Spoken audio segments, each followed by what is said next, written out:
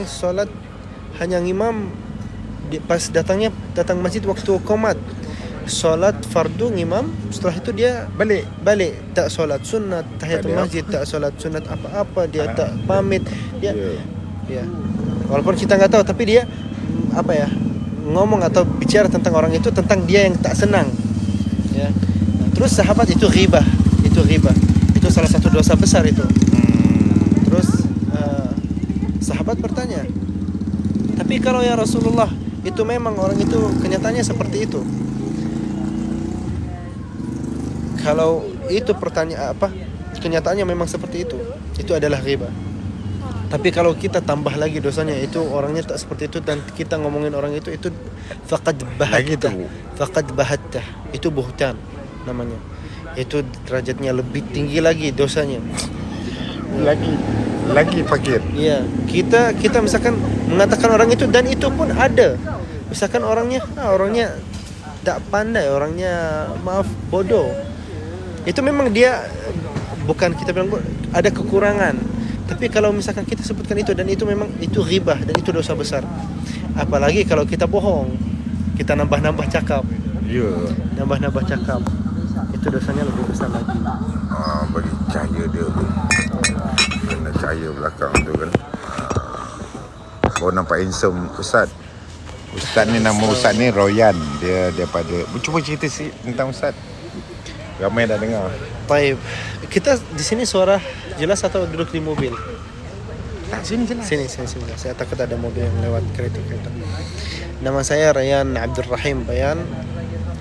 Saya berasal dari Indonesia. Saya orang Indonesia.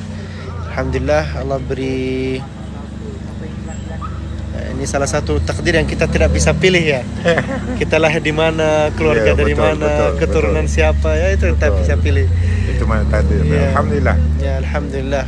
Ada setengah orang dilahirkan Malaysia, bahasa Arab sangat asing, tetapi Rayyan berbangsa Indonesia, dilahirkan daripada baby sampai umur 24 baru kembali Malaysia, ke Indonesia. Ya, alhamdulillah. Jadi saya lahir di kota Mekah, sekolah atau dari kecil SD, SMP dan SMA, dan kuliah S1 alhamdulillah itu semuanya di Saudi. SD, SMP, SMA itu di kota Mekah, dan alhamdulillah S1 di kota Madinah, alhamdulillah. Dan sekarang pulang ke Indonesia tahun 2019. Tapi alhamdulillah masih dalam proses belajar bahasa Indonesia, alhamdulillah. Dan dipertemukan sama Uncle Hasbullah. Alhamdulillah. Jadi kita tengok di dalam Quran, dan banyak yang dimasuknya iman. Apa tu? Biar tidak pakai efek jadinya tak itu. Ya, lanjut Uncle, lanjut. Banyak yang dimasukkan wahai orang beriman. Wahai kemudian banyak dicerita tentang amal soleh. Tetapi kita ibarat kita membaca, tapi kita tidak cuba memahami dan menghayati apa itu amal soleh. Banyak dalam, salah satunya dalam surah Al-Asr, demi masa sesungguhnya manusia dalam kerugian kecuali orang yang beriman dan beramal soleh, serta yang berpesan-pesan dengan kebenaran dan berpesan-pesan dengan kesabaran. Sebenarnya ayat ni setiap kali imam ataupun ustaz dia ceramah, mesti dihabiskan dengan surah Wal-Asr. Tapi isinya kita baca, tapi kita tak cuba memahami apa isi dia. Cuba kupas sikit apa beriman, apa maksudnya. Nah, di sini di surat Al-Asr, wal 'asr innal insana lafi khusr, semua manusia ada dalam keadaan kerugian, illa alladzina amanu, kecuali orang yang beriman. Nah, untuk kecuali orang yang beriman itu pun ada syarat-syaratnya. Untuk keimanan kita pun itu sendiri tak cukup. Illa alladzina, kecuali orang yang beriman. Iman kita pun sendiri tak cukup. Kita harus wa'amilus salihat, beramal saleh. Mana dua? Nah. Mesti combine, beriman dan beramal soleh. Dan beramal pun itu harus combine dengan solehnya. Solehnya. Wa Betul. amilu itu artinya kalau bahasa Arab itu amila, bekerja atau melakukan sesuatu. Tapi Ya. harus kelakuannya itu yang saleh, yang baik, Yang baik. yang mencapaikan dia untuk Darjat dia. menjadi sebagai orang mukmin. Orang mukmin. Semua orang beramal, Jadi semua orang bekerja, semua orang melakukan sesuatu, tapi harus yang saleh. Jadi orang beriman dia masuk syurga ke? Yang saya dengar beriman, orang beriman terus masuk syurga. Itu masuk Tak beriman, orang mukmin. orang mukmin itu semua kita masuk surga dengan ridhanya Allah Ridha Subhanahu wa Allah. taala. Tidak ada satu manusia pun yang masuk surga dengan amalnya. Itu pun kita harus Betul. kita beramal untuk Dapat ridha Allah. dapat ridha Allah Subhanahu wa taala. Masya-Allah. Kita beramal itu bukan untuk masuk surga, tapi untuk beribadah kepada wa ma khalaqtul jinna. Allah Subhanahu wa taala menciptakan wa ma khalaqtul jinna, dan saya tidak menciptakan jin wal insa dan ins bukan illa liyadkhulul jannah, untuk masuk surga. Tidak. Dalam ayatnya wa ma khalaqtul jinna wal insa illa, kecuali liya'budun, untuk beribadah kepada Allah. Ibadah kepada Allah. Beribadah, kita beribadah, bukan kita untuk masuk surga. Bukan masuk syurga. Ya, karena banyak orang ya benar itu untuk kita jadi kita itu beramal itu bukan untuk masuk surga, itu reward.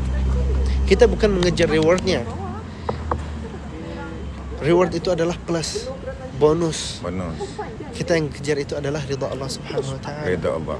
Jadi untuk dapat ridha Allah tu mestilah amal kita amal yang ikhlas, Salih. untuk soleh, Ya, yang sebenarnya kiri adalah ikhlas. ya, ikhlas. Ikhlas itu harus semua amal itu karena Allah Subhanahu wa taala. Karena Allah. Karena Allah Subhanahu wa taala. Tapi kebanyakan orang kata, aku semayang sebab Allah. Tapi pada hakikatnya mulut, tapi hati dia tidak. Sebab itu dia keluar daripada masjid, dia mengata imam, dia mengata Bilal, dia mengata orang tu, orang sebelah aku baca bukan main kuat. Patut je jaga. Jadi yang dikisahnya orang sebelah baca kuat. Bukan dikisahnya tentang amal aku ni sama ada solat aku diterima atau tidak. Betul tak Abang? Susah nak. Yang pertama, kita benar, wa ma khalaqtul jinna wal insa illa liya'budun. Allah Subhanahu wa taala menciptakan jin dan manusia untuk beribadah kepada Allah Subhanahu wa taala. Dan untuk beribadah pun itu ada ada aturannya, ada kaedahnya. Untuk beribadah pun itu bukan ibadah-ibadah yang kita lakukan antara kita dan Allah Subhanahu wa taala. Ada banyak sekali ibadah-ibadah yang terkait dengan manusia, sesama manusia. Dan itu pun pahalanya sangat besar. Seperti salah satu contoh yang paling itu, kita bersenyum. Kita enggak mungkin kita bersenyum. Kita mungkin kadang kita baca ayat, kita tersenyum karena kita membayangkan surga atau semacam. Tapi kita tak mungkin kita tersenyum kepada Allah, bukan, tapi kita tersenyum antara insan ke sama-sama insan, sama manusia, untuk lillahi ta'ala. lillahi ta'ala. Dan ada sedikit contoh lagi. Itu mungkin kita bisa anggap sebagai remeh. Imatatul adha 'anil tariq sadaqah. Imatatul adha itu artinya kita mengawaskan sesuatu yang bukan mengawas ya, meminggirkan sesuatu yang adha, menyebabkan adhiyah. Misalkan contohnya saya mungkin menjelaskan. Ada ini apa? Botol ya, botol. Misalkan nih ada ada gelas nih. Gelas nih jatuh. Gelas nih jatuh, pecah di jalan. Kalau misalkan ada yang lewat injak kaca itu, mungkin dia bisa terluka. Kita untuk mengambil bahan yang pecah itu, maupun kaca, paku, kayu, atau apapun yang bisa menyebabkan madarat kepada saudara kita angkat, taruh, dipinggirkan, itu pahala itu. Pahala besar. Ada dua yang nak tanya. Dua soal dua tempat. Satu, astaghfirullah lil mu'minina wal mu'minat. Astaghfirullah lil mu'minina wal mu'minat. Satu lagi, uh, satu lagi apa ya? Itu satu pertanyaan satu. Yang keduanya, kata kita bersedekah. Katakan aku, ya Allah, aku sedekahkan semua pahalaku kepada semua mukminat, muslimin dan muslimat. Apa yang boleh dikupas dengan dua benda ini? Kalau misalkan untuk istighfar, astaghfirullah lil mu'minin wal mu'minat, itu mungkin itu ada doa yang itunya, yang tepatnya kalau sesuai hadis, Rabbighfir li dhunubi wa li walidayya Walil mu'minin wal wa lil mu'minat. mu'minin wal mu'minat. Rabbighfir li dhunubi wa li walidayya wa lil muslimin wal muslimat wal mu'minin wal mu'minat al ahya'i, yang hidup Atau yang mati. ataupun yang mati. Mana semua sekali ya, daripada Nabi Adam sampai ke akhir zaman. Itu kita kalau sesuai hadis itu kita dapat dari setiap orang itu kita dapat satu pahala. Jadi maknanya berpuluh juta. Karena kalau kita mengkombinkan hadis ini dengan hadis ketika kita mendoakan seseorang, malaikat itu bilang walaka mithla ma da'ut. Malaikat menjawab dan kamu mendapat apa yang kamu juga dapat apa yang kamu doakan. Padahal kita tak doa kepada diri kita sendiri, kita doanya kepada orang lain. Malaikat bilang dan kamu dapat juga apa yang kamu doakan. Kalau misal kata doa yang tadi itu, yang muslimin dan muslimat, mukmin dan mukminat, daripada zaman Nabi Adam sampai naik ke akhirat. Itu maksud doa. Ya, termasuk. Karena al-ahya yang hidup dan yang mati. Maknanya kalau kau dibilang tu tak kurang pada 10 bilion umat mukmin dan mukminat. Allahu a'lam, itu kita katakan. Ya. Jadi kita dapat 10 bilion punya keampunan daripada Allah. Ya. Itu juga salah satu keajaiban, bukan keajaiban, salah satu kelebihan umat Muhammad sallallahu alaihi wasallam. Kenapa?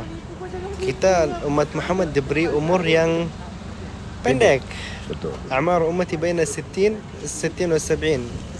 Kalau tak salah hadisnya seperti itu. Umur atau usia umur umatku antara 60 dan 70. Nah, itu ketika Musa alaihissalam mendengarkan usia umatnya, kalau tak salah Musa atau Nuh salah satunya. Ketika wallahu alam atau siapa nabinya yang dengar, saya lupa. Intinya ketika dia mendengar usia umat Muhammad itu 60 tahun, tahu enggak dia bilang apa? Peranjat. Masih bayi. 60 tahun itu saya habiskan 60 tahun itu dalam bersujud saja. Satu sujud, sekali sujud. Siapa? Saya lupa siapa nabinya. Siapa itunya nabinya. 60. Kita kalau misalkan bayangkan, habis dia tak berhenti makan. ya karena kan kalau misalkan usianya lebih panjang, kekuatan tubuhnya itu lebih beda, jauh lebih beda daripada kita yang sekarang. Ya. Kita kembali lagi kepada mungkin yang misalkan kita yang berusia misalkan sudah dewasa sama yang bayi, kita sama-sama punya waktu yang sama. Misalkan kita tahan tak makan 10 jam, 14 jam, 12, tapi yang kecil mungkin budaya tahannya lebih, mungkin kita gitu bisa ukurnya ya. Jadi 60 tahun itu dia bisa habiskan dalam satu sujud saja. Mungkin kita dalam Al-Quran, Nabi Nuh alaihi salam alfa sanatin illa 50 ama, 1000 tahun kurangin 50, yaitu 950 tahun.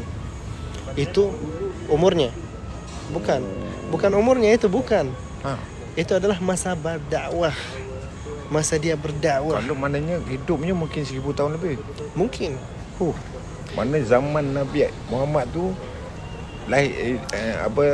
masa zaman Nabi hidup sampai sekarang ni dia hidup lagi. Iya. Karena di Allahumma salli Muhammad, Rasul itu tidak beri kefirmanan. Wallahu alam, itu yang dibilangkan sama kiai kita. Rasul itu tidak beri wahyunya kecuali dia sudah matang. Pikirannya, otaknya itu sudah matang, sudah betul-betul matang. Dan kita mengambil contoh yang paling terbaik itu kepada Rasulullah sallallahu alaihi wasallam. Rasulullah itu manusia atau makhluk yang paling mulia, yang paling derajatnya tinggi, Paling tinggi. yang Paling Allah sayang. ya paling Allah sayang di antara manusia, di antara makhluk-makhluknya, di antara rasul-rasul dan nabi, itu Nabi Muhammad SAW yang paling mulia. Nombor Kita satu. ngambil contoh yang paling mulia. Itu Rasulullah diberi firman-Nya atau wahyu dalam usia 40. Dan masa berdakwahnya itu adalah 23 tahun. Kita kalau mungkin Itu tauhid kan? apa? Itu 23 tahun masa dakwahnya. Masa dakwah. Masa dakwahnya. Tapi kalau kita hitung masa dakwahnya 23 tahun, itu berapa persen dari umurnya yang 40 itu? 63 tahun umurnya Rasulullah. 23 tahun itu masa dakwahnya. 1/3. Itu berarti masa dakwahnya Nabi Nuh itu 1/3 umurnya. Berarti kita kali 3 mungkin bisa kalau kita mau Maknanya hitung ya. mungkin 2000 lebih. Mungkin.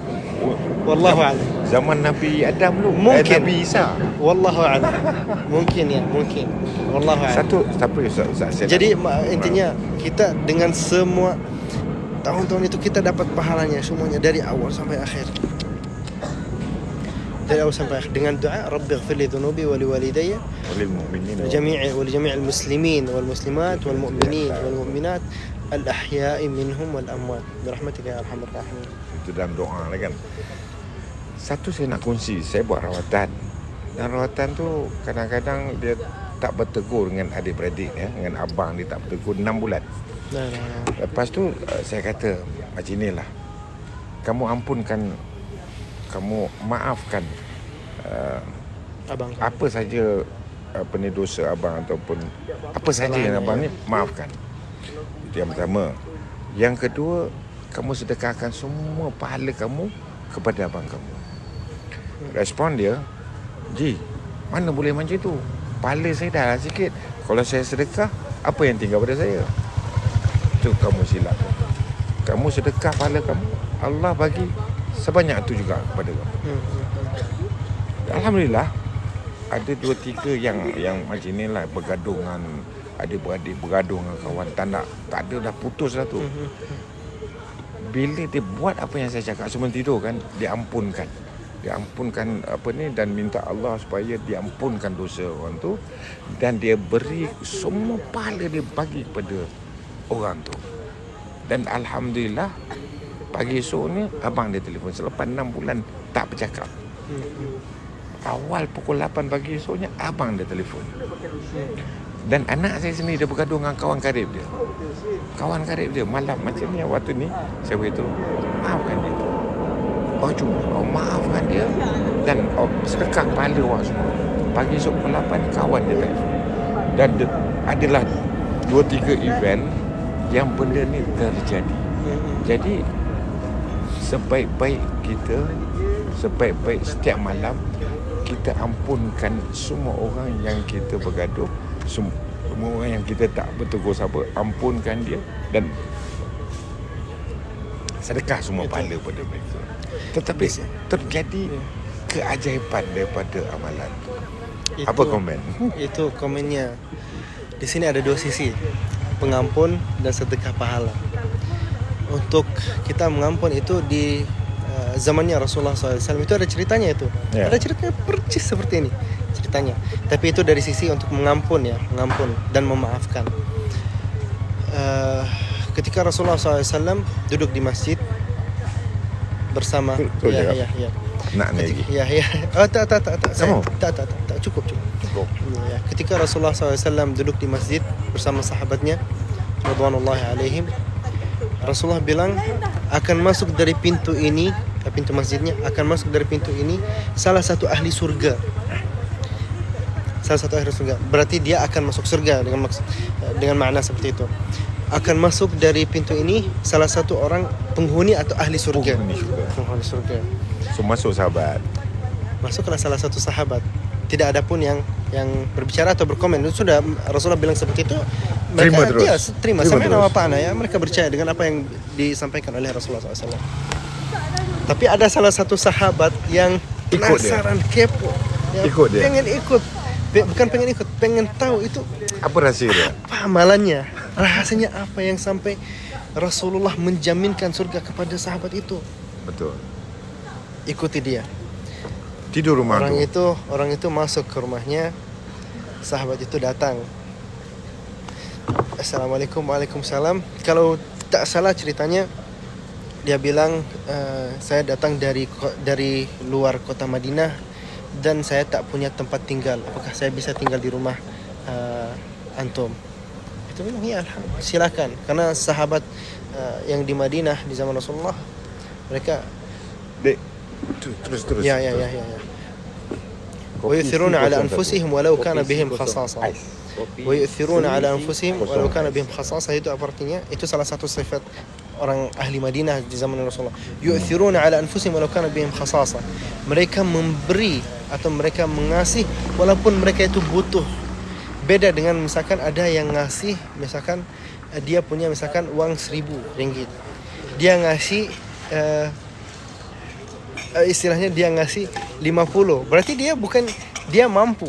Nah, tapi sifat ahli Madinah atau sifat penduduk ahli Madinah di zamannya Rasulullah sallallahu alaihi wasallam, wa yu'thiruna, mereka memberi atau mengorbankan dirinya, mengorbankan kebutuhannya demi mengasih. Mereka misalkan bukannya punya 1.000 ringgit, tapi mereka mungkin berhutang. Tapi apa yang mereka punya itu mereka kasih. Walau kana bihim khasasa, walaupun mereka itu butuh. Itu sifatnya ahli Madinah. Makanya dia orang itu, sahabat itu terima. Ya tak apa ya, silakan. Malam atau tidur di sini, rehat di sini. Sahabat itu tidur, pura-pura tidur. Sifatnya kalau dia bilang sama orang Arab itu, wolf itu apa wolf? Bahasa serigala, seperti serigala. Satu mata tidur, satu mata menjaga. Dia pura-pura tidur, melihat, pengen tahu rahasianya apa. Sudah itu habis isya, sudah pertengahan malam, orangnya masih tidur. Sahabat itu yang penghuni surga masih tidur. Sudah sepertiga terakhir malam, masih tidur. Tidak sholat, tidak ada zikirnya, istighfar, tasbih. Orangnya tidur tak apa-apa. Azan subuh, sudah azan subuh, baru bangun siap-siap mau salat subuh. Balik, dia bertanya, saya mau tahu apa amalan antum atau kamu untuk yang sampai Rasulullah menjaminkan surga bagi kamu. Karena Rasulullah bilang akan masuk dari pintu ini salah satu penghuni surga. Dan kamu yang masuk, saya mau tahu apa rahasianya. Kamu sholat tak ada qiyamul lail, tak ada tahajud, tak ada membaca Al-Quran, tak ada zikir. Dia bilang, saya tak tahu. Saya biasa saja, orang yang sederhana saja. Tapi mungkin saya sebelum tidur, saya melepaskan semuanya. Saya ikhlaskan, saya maafkan semua orang yang pernah bersalah kepada saya. La ada'u fi qalbi mithqala, wallahu alam gimana dia mengatakannya, tapi intinya dia tidak tidak meninggalkan sebiji pun dari rasa dengki atau hasad atau dendam kepada siapapun. Dia selalu memaafkan semua orang sebelum dia tidur. Itu salah satu amalan yang menyebabkan dia masuk surga itu. Masya Allah. Jadi itu juga mungkin ya, kita selain kita beribadah kepada Allah, kita harus benar-benar menjaga hubungan kita antara sesama manusia. Betul. Ya. Jaga adab, jaga silaturahim. Ya. Dan yang kalau misalkan untuk menyedekahkan, sedekahkan pahala, wallahu alam, tapi mungkin kita bisa ngambilnya dari sisi yang lain, yaitu untuk kita memberi pahala ibadah kita itu boleh dengan bukan memberi, tapi kita istilahnya memberi, ya kita beramal untuk pahalanya kepada orang lain, yaitu mungkin haji seperti contohnya haji. Ketika seorang perempuan dia bilang kalau ibunya itu sudah berusia dan sudah sepuh, tak mampu, apakah saya bisa melakukan ibadah haji untuk dia yang melakukannya, tapi niatnya untuk orang tuanya? Dia bilang bisa. Jadi dari situ kita bisa itu. Jadi saya selalu mikirkan, selalu kita baca Yasin. Iya. Sedekah kepada orang yang dah meninggal. Ada kan? Di sana pun ada kan? Kalau untuk Baca Yasin, doa selamat, ada kan? Kalau misalkan kita untuk mengkhususkan, saya tak tahu ya, tapi ini dari pandangan saya, untuk kita misalkan mengkhususkan kita baca Yasin atau doa yang itu untuk bersedekah atau dikasih hadiah kepada orang yang meninggal, itu mungkin kita bisa lebih luas lagi. Kita bukan hanya mengambil surat Yasin saja, tapi kita baca apa saja, kita sedekah, kita Jadi, berniat. daripada situ saya ambil semua yang saya baca, saya sedekahkan. Bisa, insya Allah bisa. Jadi Dengan contohnya, semua dengan pahala saya sedekahkan. dengan contohnya, ada salah satu adab ketika kita melewati kubur. Ya. Ketika kita melewati kubur, Rasulullah pun Suruh baca Fatihah, doakan. memerintahkan kita untuk berdoa kepada mereka dengan doa Assalamualaikum ya dara qaumil mu'minin. Assalam, kalau kita artinya salam itu salah satu namanya Allah Subhanahu wa taala. Assalam, seperti Abdus Salam, Abdur Rahman, itu salah satu nama Allah itu Assalam. Oh, iyalah salam, assalam. Ya, Assalam. Abdul Salam. Ya, Assalam itu salah satu nama Allah Nama Subhanahu wa taala. Jadi ini tentang salam juga. Salam dan assalamualaikum itu ada ceritanya. Assalamualaikum. Itu masa akan datang itu cerita. banyak. Ya, mungkin ini kita bisa menutupi malam ini atau live ini dengan hadis ini. Assalamualaikum. Salam kepada kalian. Salam itu pun juga maknanya keselamatan, atau semoga Allah memberi kalian keselamatan. Ya. Assalamualaikum, salam kepada kalian, atau semoga Allah memberi kalian keselamatan. Ya dara qaumil mu'minin, wahai ya dara qaumil mu'minin, wahai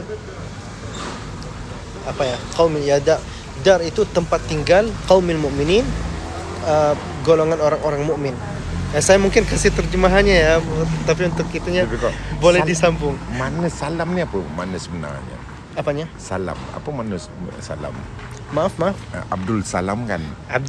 Kalau Jadi kan salam ni apa mana sebenarnya dari segi bahasa Arab? Salam itu peace. Oh, kedamaian. Selamatkan apa ya? Tak tahu, tapi kalau kan dalam bahasa, tak tahu bahasa Indonesia ya. Ya Allah, selamatkanlah aku. Mana selamat? Selamat ni adalah satu hadiah. Itu kata Assalamualaikum. Kita minta Allah selamatkan mereka. Selamatkan mereka. Ya. Assalamualaikum. Itu satu ilmu tu. Ya, Assalamualaikum ya dara qaumil mu'minin. Orang-orang yang tinggal di sana, dari golongan orang muslim atau mukmin, ya dara qaumil mu'minin. Antumus sabiqun wa nahnu lahiqun. Kalian telah mendahului kita dan kita pun akan menyusul.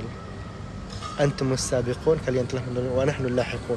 Wa nas'alullaha lana wa lakum al-afiyah.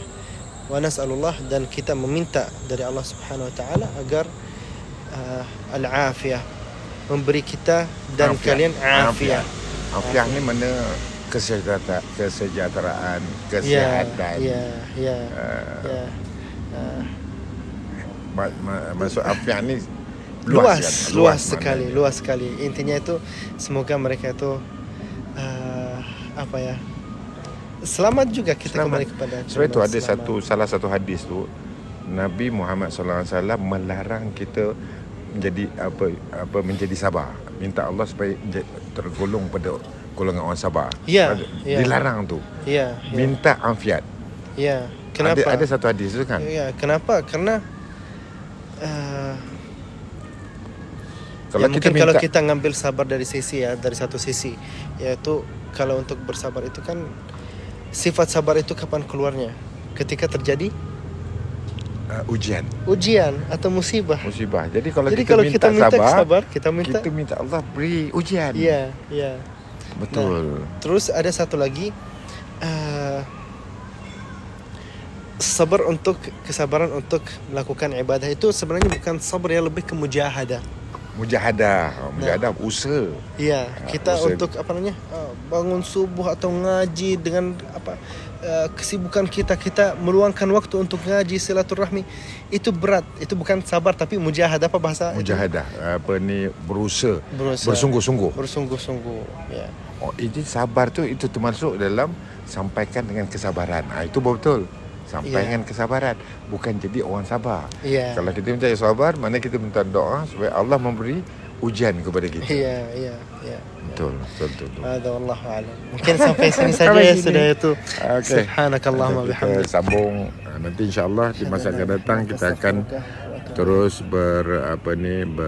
live dengan Royan. Royan ni daripada Indonesia, nanti kita live dengan dia. Assalamualaikum. Pakcik, yang terakhir ini tolong